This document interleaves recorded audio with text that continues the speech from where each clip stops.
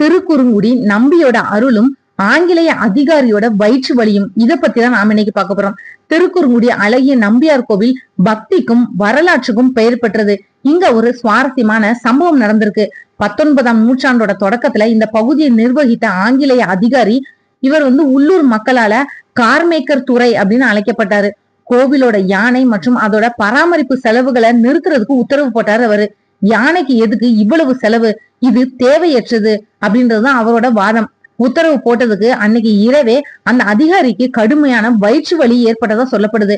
பல மருத்துவர்கள் பார்த்தும் சரியாகல.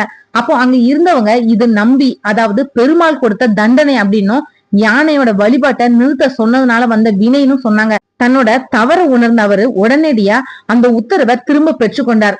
ஆச்சரியமா அதுக்கப்புறமா அவரோட வயிறு வலி நீங்கிடுச்சு. இதுக்கு நன்றியா அந்த அதிகாரி கோவிலுக்கு வெள்ளி பாத்திரங்களையும் யானை ஊர்வலத்துக்கு தேவையான சில விலை உயர்ந்த பொருட்களையும் காணிக்கையா கொடுத்தாரு.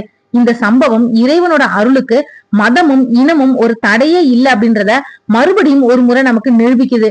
திருக்குறுங்குடி நம்பியோட அருள் ஆங்கிலேய அதிகாரியோட வாழ்க்கையே மாற்றி இருக்குது. இந்த மாதிரி பயனுள்ள தகவல்களுக்கு, ஆன்மீக தகவல்களுக்கு மறக்காம சேனலை சப்ஸ்கிரைப் பண்ணுங்க.